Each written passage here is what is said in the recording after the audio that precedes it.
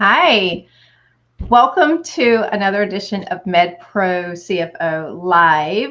And I'm excited about today's topic. Just want to welcome our visitors. This is our second episode. So bear with us. We're getting used to this whole new thing, but we are really excited about sharing the information we have today. Joining me is Joann Evans.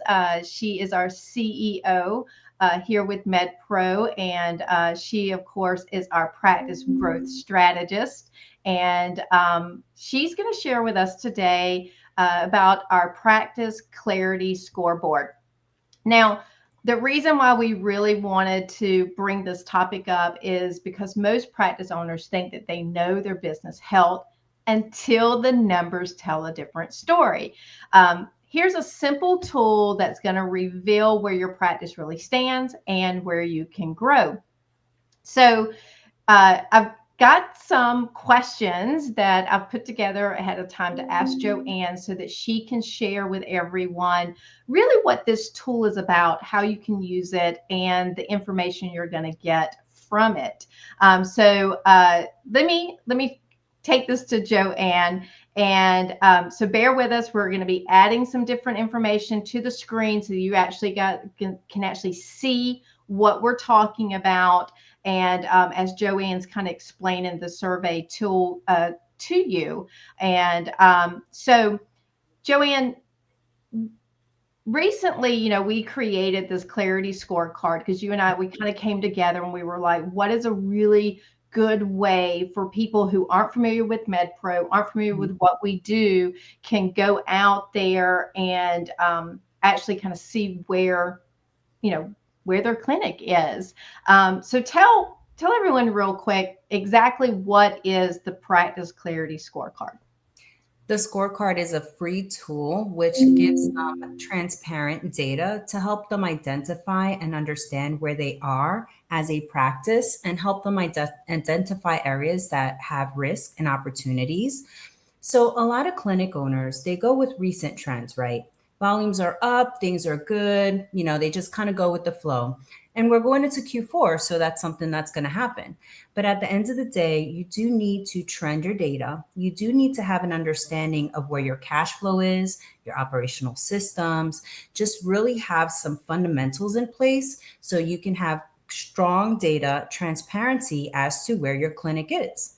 Clinic owners are surprised when they take a step back and start thinking about these items and being honest with themselves about their cash flow, what's really driving the constraints, thinking about their systems, their operating systems or lack thereof, and just they're surprised at what the results are giving them.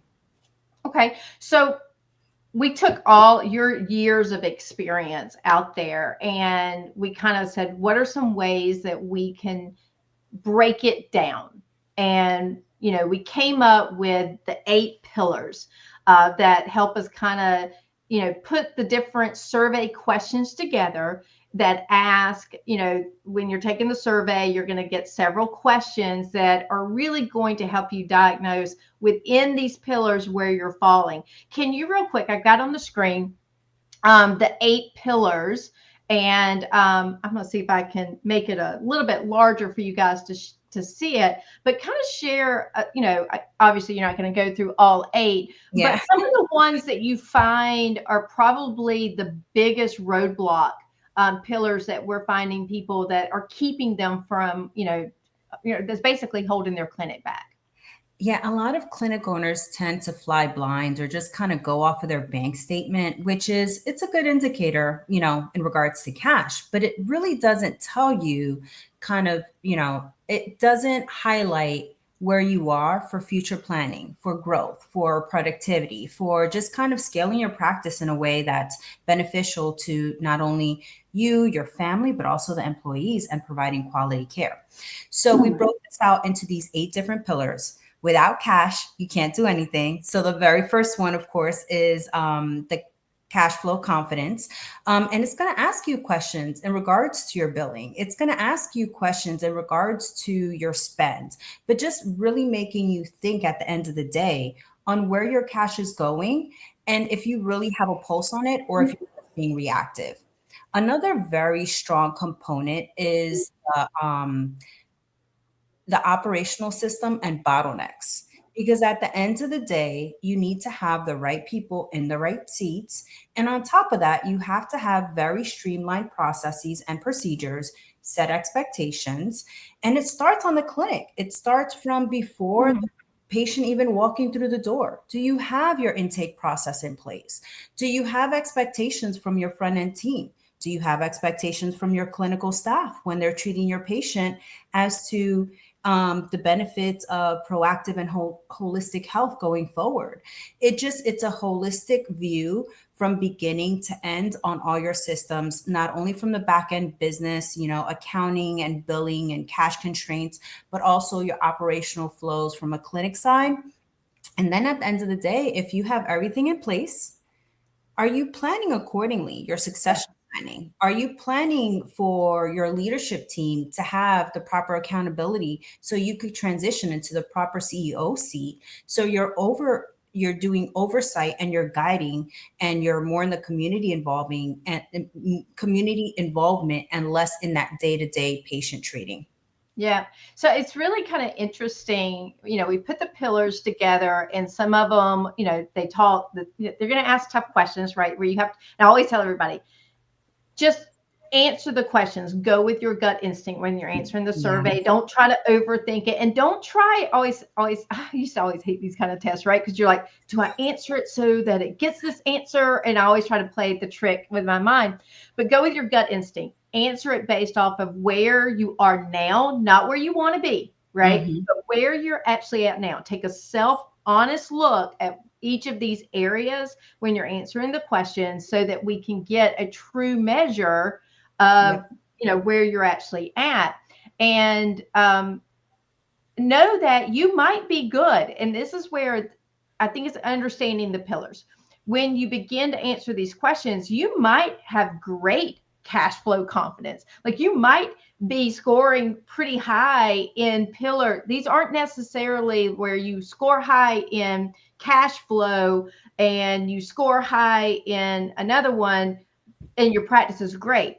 So what this does is it's actually measuring within each pillar. So you may be in a green, and you'll understand that in just a moment. You may be in a green in cash flow, and yet you've never thought about your succession planning or your legacy. So Mhm. you would be in the red there. And so the survey, it's not about just giving you a patent answer. It's about measuring within each pillar. So, and we'll show you the results in just a moment. So each pillar was very thought out, how we wanted to ask the questions, how we wanted to get the answers so that we could give you guys a more informed look at it. So let's move forward a little bit.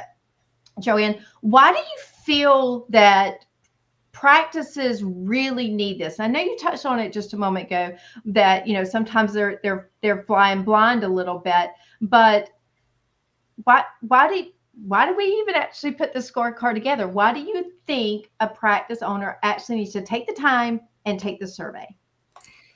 It helps give them data and information collectively so they can really start focusing in on the areas of opportunity and then making them priority, right? So if cash flow is good, all right, check, we're done. If you have the proper financial systems and reporting systems for productivity, good, check, we're done. Are we doing anything about it? Maybe that's your next step. But Right. just providing that clarity and the transparency, like these are your core pillars. These are the things that you need to address within your clinic to be sustainable and grow and leave a legacy. And just organizing it in a manner where it's digestible for a clinic owner, right? We're not just throwing numbers at them, but Yes. giving them information where they can take actions and actually go through these different pillars and do things about it. Yep, absolutely. Um, a lot of thought, like we said, a lot of thought went into giving the information. So let's talk about what happens after they take the test, after they take the quiz. And I'm going to share on here real quick what, on the screen right here is actually the immediate results you're going to get after you take the test. But tell someone a little bit about the information, really kind of going into the 5 tiers. So we love our words. We love pillars, tiers. Talk about the 5 tiers and what that information is actually going to give uh, the clinic owners. So as you could see on the screen, if your practice is in the red, we obviously have some urgent matters to address. That's where your cash flow, you're in trouble, you're not sleeping at night. If your practice is in the red, you're struggling with making payroll. And then it goes all the way up to your practice being a powerhouse or in the green, where you have your cash flow is good, you have your systems in place, not only for reporting accountability, but also from your clinic side in regards to SOPs and holding people accountable, and you're a removable CEO. But have you properly considered your transition plan? What are the next steps? What is your exit plan? And in between, you'll be surprised. Like if we talk about the yellow, stable but stuck, we have some amazing clinic owners, they went to medical school, they focus in on quality care. They have dedicated patient population because they know the clinic owner is providing great quality care. So having the volume, having the cash flow is not a problem, but somehow they still can't figure out why they can't grow, what's going on, why they're stuck, where the gap is. And that's where we can also really help kind of diving in, taking a look at their different processes, because we go well beyond numbers. We're Yeah. not just offering P&Ls, we're not just offering, productivity metrics from their billing system, going over their encounters. We're really diving into the data and highlighting how that data connects to clinical operations and what they can do to close the gap on the areas that mean most to them. Some clinic owners don't always just want to grow. Some just want to have work-life balance and a sustainable clinic long-term, which is perfectly fine. Let us help you get there. Yeah. It's interesting. You said a couple of things in here, and I just want to highlight it again because I'm not quite sure people understand that you can be in the yellow and be making money and actually fooling yourself and thinking you're in the green. And until you sit down and talk about, where do you want to be from 5 years? How do you want to grow? And you realize that, because we have clients, they're stable but stuck, right? They're making money, they're bringing home a paycheck, they're hiring, and they feel like they're in a good position until you realize where they want to go and that they don't have some of the things in place to help them get there. Yeah. Yes. Right. So it's easy to say, I need help when you have no money in the bank or you can't do this, you're not sleeping at night. Like those are obvious, right? That's why it's in the red.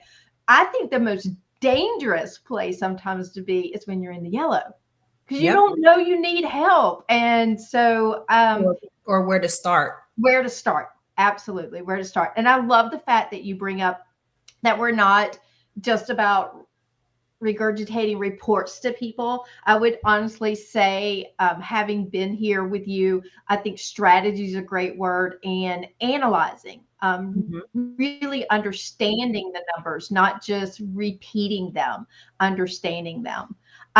So let's talk real quick. I want a real world example. Obviously, you get calls, you get people that call you and say, this is where I'm at.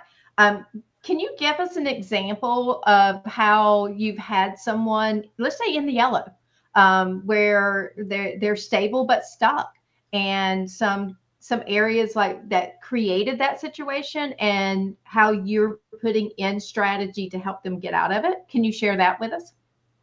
So an example for the yellow, there's an amazing clinic, southeast region of the United States. They have amazing annual recurring revenue, getting up to 4 million ARR, annual recurring revenue. So they're doing very well. They unfortunately are not, or before, prior to us kind of taking them on, they were not planning their hires. They were just throwing bodies at different systems. If it was broken, they would throw an individual or a resource, hire a resource and dedicate them to solving that problem. So at the end of the day, while their revenue was growing year over year, 20, 30%, because of the demands of their specialty, their margin was just shrinking and they weren't being very effective with the people they had. So we were looking at their utilization, taking a look and seeing, oh my goodness, you hired all these people and we're only utilizing them 60% of their time. So 40% of their time, they're not with patients, they're kind of just sitting around. So Right. how are we scheduling them? How is the intake process happening? What's going on here? So doing that deeper dive, setting expectations, setting up SOPs, best practice SOPs, and increasing that margin because, okay, we don't have a top line problem, but we Right. have a A spend bottom problem. line problem. Yeah. And at the end of the day, all that hard work that's going in, we want to make sure that our clinic owners, they have the margin or the take home, right? Profit margin at the end of the day is money in your pocket after all the expenses go out the door. And that profit margin is a really important number. And it's more important than the annual revenue coming in, because if you're spending all of it, it doesn't matter if your profit's going Right. out the door. Right. And I find that sometimes that stable but stuck person, it's sometimes systems problem, Yeah. but also mindset, right? Yes. Because we're working sometimes behind the scene to get them to even recognize that they're sometimes putting their own roadblocks in their own way, right? So stable but stuck's a tricky client. Yeah. Those are ones we have to dig down and really figure out what's going on and where they want to go and how you want to do it. But I also know that you've had a phone, we talked about this earlier before we jumped on, that phone call, that's that gut wrenching phone call, the one that calls you because they're in the red zone. They know it. They've got that investment out there and they're just really like, how can you help me? So let's talk about that real quick. When you get that phone call, what does it sound like? And, and how do you think, and I know you've helped them, right? So how did you get them where they're at now? So those are the heart, pulling on the strings of the heart, that phone call you get, I can't sleep at night, I can't make payroll, I don't know what to do. And honestly, that's kind of why we started our business, to be able to help these clinic owners who this is their baby, this is their dream. And it's gotten away from them. They have such cash constraints. They don't know how to make payroll in a couple of days. So working with those business owners to go from hemorrhaging money from month to month to controlling their spend, identifying the gaps, bringing up productivity so we have the proper income coming in. And this particular client that will always resonate with me, it was just amazing watching this person's growth and just seeing how their clinic thrived in a matter of less than 90 days. They went from hemorrhaging money to being able to make payroll to being able to turn a profit. And it was amazing to be able to walk with them through that journey. The first conversation that, I can't sleep at night, also included, I want to sell, I want out, I can't do this anymore. And then by the end of the 90 days, it's like, oh my God, this is an amazing clinic. And yes, it is. Well, they got to identify with their why again. And, because look, owning your own business isn't easy. And anyone that says it is, they're crazy. It's not for the weak. Exactly. What you said they made payroll. What I like is they made payroll with themselves included. And a lot of clinic owners aren't able to even pay themselves. And a lot of business owners, period, who own their own business are the last one to take home and write that payroll. So, there's so many wins in the story. And I love the fact that, we're actually building a case study on this particular client. I can't wait until we're able to kind of share with everyone the rest of the story, as they would say. So it's exciting news. So this is real information that we have used and been able to take and help a client achieve and move towards, being a practice powerhouse clinic. Let's move on real quick, Joann. So um, you've shared with us the real impact, and what has been some of the feedback that you've heard when someone, when you've been able to show them where their holes are, which pillars that they've got the challenges in, and which pillars that they're showing strength in. What's the feedback you've gotten when you've been able to kind of, show that brand new clinic or the clinic owner where their numbers or their survey results are falling?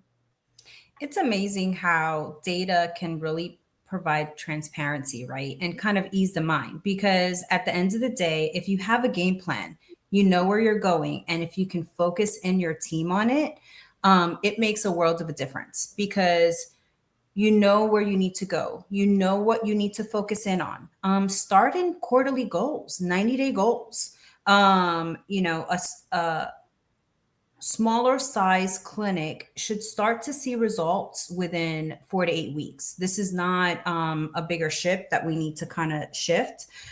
So implementing, focusing in on the pillars that have gaps, implementing some of the recommendations that we're providing within the survey, and slow and steady wins the race. So having the team focus in on all angles, right? Your clinical staff is going to have a role to have, and they're going to have responsibilities in regards to filling in certain gaps.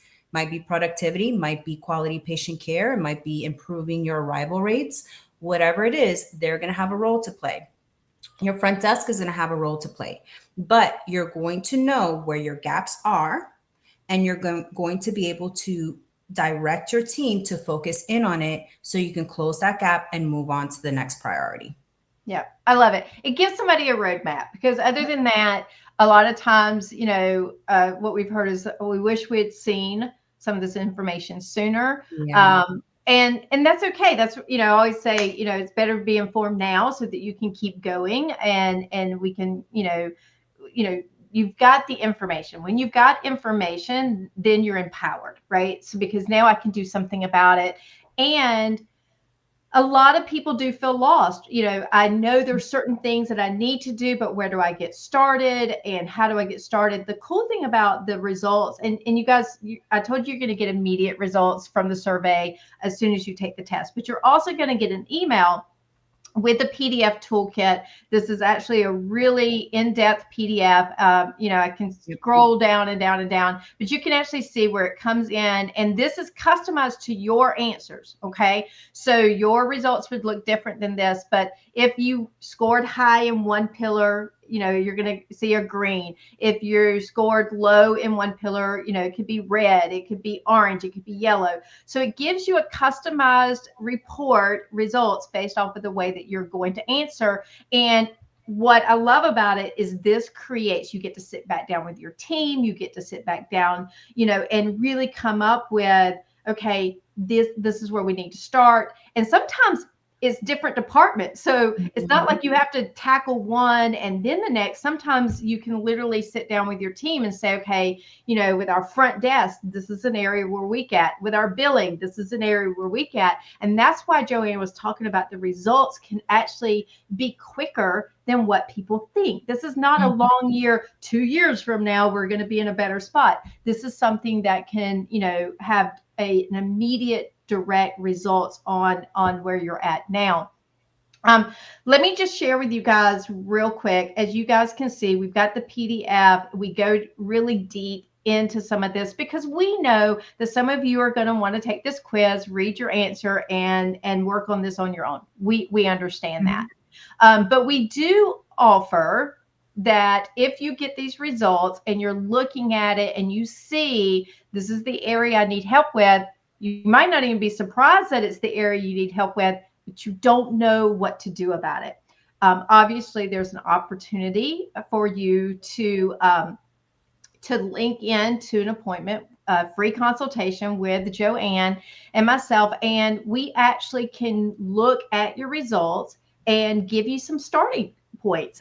These are some areas that you might want to consider looking at and diving deeper to help you get started moving forward.